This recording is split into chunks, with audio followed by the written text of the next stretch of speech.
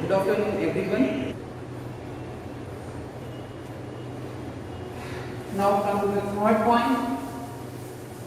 हमने main plant body की भी बात कर ली कि इनकी कैसी है. नेक्स्ट छोटे छोटे पॉइंट्स हैं और ऑलमोस्ट मैंने आपको इनिशियली तक पढ़ाना शुरू किया था तो दो पॉइंट्स आपके दिमाग में अभी भी होंगे. फिर भी ब्रायोफाइट्स में फ्लावर्स नहीं होते. बहुत ही लाउड एंड क्लियर मैसेज है, अगर किसी प्लांट में फ्लावर नहीं है तो उसमें फ्रूट का फॉर्मेशन नहीं होगा, उसमें सीड का फॉर्मेशन नहीं होगा. क्योंकि फ्लावर में प्रेजेंट जो रिप्रोडक्टिव पार्ट्स होते हैं, स्पेशली आफ्टर फर्टिलाइजेशन, जो ओवरी है वो फूड मटेरियल को एक्यूमुलेट करके फ्रूट में कन्वर्ट होती है और ओवरी के अंदर जो ओव्यूल्स होते हैं वो फर्टिलाइजेशन की प्रोसेस के बाद ही सीड में कन्वर्ट होती है. ये बात मैं एक जनरल एंजियोस्पर्मिक प्लांट के रेफरेंस में कर रहा हूं, एक्सेप्शनल चीजों पे भी मत जाइएगा. जैसे आप यही बात अगर जिम्नो में कर रहे थे तो इसको हम अलग तरह से आपको एक्सप्लेन कर रहे हो, पर इन जनरल ऐसा है. तो यहाँ पे फ्लावर्स एब्सेंट हैं और मैंने आपसे पहले भी कहा है कि अगर किसी प्लांट ग्रुप में फ्लावर नहीं है तो उसको बॉटनी की लैंग्वेज में आप कहोगे क्रिप्टोगैमस प्लांट. तो आपका थर्ड पॉइंट है फ्लावर्स एब्सेंट, फ्लावर्स एब्सेंट और hence called as cryptogamous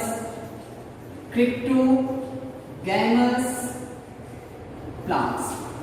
इस कैटेगरी में इनको इसलिए रखा जाता है और आपको पता है algae, fungi, lichens, bryophytes as well as pteridophytes, they are under the group of cryptogamous plant. तो आप इसको ये ध्यान रखना होगा. फोर्थ पॉइंट ये भी आपको पहले से बता चुका हूं क्योंकि मैं जब आपको फ्लो चार्ट दे रहा था तो उसमें मेरा मोटिव ये था कि आप केवल ब्रायोफाइट ना समझो, आप जिम्नो तक जाओ, एंजियो तक जाओ, द एडवांस ग्रुप तक जाओ. नेक्स्ट पॉइंट इनके हम वेस्कुलर बंडल्स पे आ रहे हैं. आपको मैंने अपने लास्ट लेक्चर में भी बंडल टर्म कई बार यूज किया. एग्जैक्टली वेस्कुलर बंडल टर्म हमें न यूज करके यहाँ वेस्कुलर टिश्यूज कहना चाहिए, क्योंकि वेस्कुलर बंडल्स जो होते हैं ये एग्जैक्टली जिम्नोस्पर्म से हमें इनके बारे में हमें ये शब्द यूज करना ज्यादा बेहतर होगा. तो इनमें जो वेस्कुलर टिश्यूज हैं जिनको आप जनरली वेस्कुलर बंडल कह देते हो, यानी कि जाइलम एंड फ्लोएम, वो एब्सेंट होते हैं.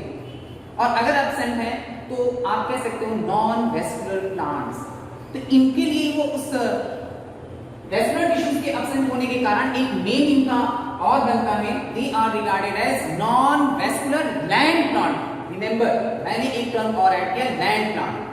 ये पहले ऐसे प्लांट है जो लैंड पे आते हैं, that's why known as non vascular land plant. आपका फोर्थ पॉइंट है vascular tissue, vascular tissue that is xylem and phloem, xylem and phloem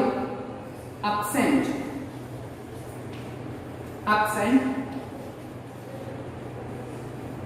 hence known as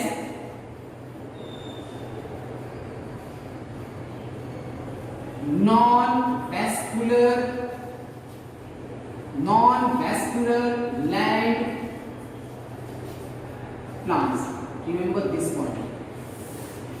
non-vascular land plant, इस पूरे टर्म में ये पॉइंट आपके लिए important. Non-vascular land plant. Number 5 bryophytes plant kingdom का वो ग्रुप जिसमें सबसे पहले इवॉल्व होता है एम्ब्रियो. और अगर एम्ब्रियो का फॉर्मेशन होगा तो उस प्लांट को आप एम्ब्रियोफिटिक ग्रुप में रखोगे, या उसे एम्ब्रियोफाइट भी कहोगे.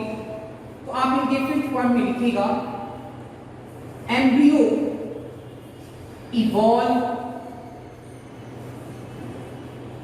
Embryo evolve first of all in bryophytes,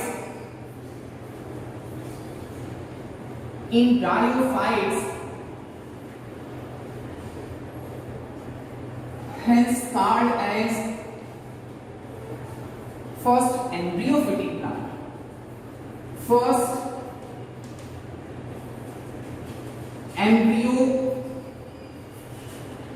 एम्ब्रियोफिटिक। Simply आप एम्ब्रियोफिटिक की मीनिंग भी होती है ऐसा प्लांट जो एम्ब्रियो को कंटेन करे। ये टर्म प्लांट अटैच करना बहुत नेसेसरी नहीं है, वो इतने नहीं अपने आप में बात को पूरी करता है, क्योंकि आप जब लर्निंग फेज में हो तो आपको ये समझाने के लिए टर्म जरूर हम यूज कर दे रहे हैं, लेकिन अगर हम इसे नहीं लिखते तो कोई खास फर्क नहीं पड़ता, यानी ये भी बिल्कुल सही है। फर्स्ट एम्ब्रियोफाइट्स, तो फर्स्ट एम्ब्रियोफिटिक प्लांट्स ही आप इनको कहते हो इस कैरेक्टर की वजह से, यानी कि यहां से एम्ब्रियो इवॉल्व होता है और वो आगे के टेरिडोफाइट, जिम्नोस्पर्म, एंजियोस्पर्म सभी ग्रुप में प्रेजेंट है। लेकिन ब्रायोफाइट से पहले के जितने भी ग्रुप आए, एल्गा आए, फंजाई आए या लाइकेन, वहां आपको ये स्ट्रक्चर नहीं मिलेगा, means embryo absent. Then number 6,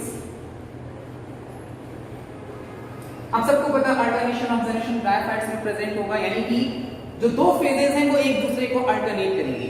gametophytic phase में एग्जैक्टली गैमीट्स का फॉर्मेशन होता है और वो गैमीट्स क्या करेंगे, वो हेल्प करते हैं सेक्सुअल रिप्रोडक्शन में। और जो स्पोरोफिटिक फेज है उसमें स्पोर मदर सेल्स बनती हैं यहां पर, तो उनमें मियोसिस की प्रोसेस होती है जिससे वो हैप्लॉइड स्पोर्स को बनाते हैं और वो एसेक्सुअल रिप्रोडक्शन में पार्टिसिपेट करते हैं। तो ये दो फेजेस हैं जो एक दूसरे को अल्टरनेट करते हैं, that's why we say alternation of generation present. Mention कीजिएगा alternation of generation, alternation of generation, alternation of generation present. इसे शॉर्ट में आप ऐसे कह सकते हो, हैप्लॉइड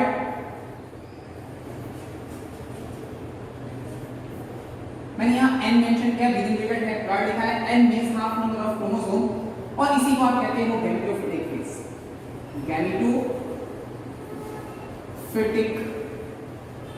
फेज। और सेकेंड फेज जिसे आप 2n या डिप्लॉइड कह सकते हो, या इसी को आप स्पोरोफिटिक फेज कहते हो। इन दोनों फेज का एक दूसरे की लाइफ साइकिल में अल्टरनेट करके आने की प्रोसेस को ही आप कहते हो अल्टरनेशन ऑफ जनरेशन। इसे आप पूरी तरह से समझ कर रखें, क्लियर रखें। देन एक पॉइंट मैं इनके प्लांट बॉडी में जो गैमेटोफाइट है उसके रेफरेंस में बता रहा हूं। ब्रायोफाइट्स में जो गैमेटोफाइट होती है या गैमेटोफिटिक प्लांट बॉडी होती है वो या तो होमोथैलिक होगी या तो हेटेरोथैलिक होगी। तो नेक्स्ट पॉइंट आप आगे कंटिन्यू कर लीजिए। नेक्स्ट पॉइंट होगा गैमेटोफाइट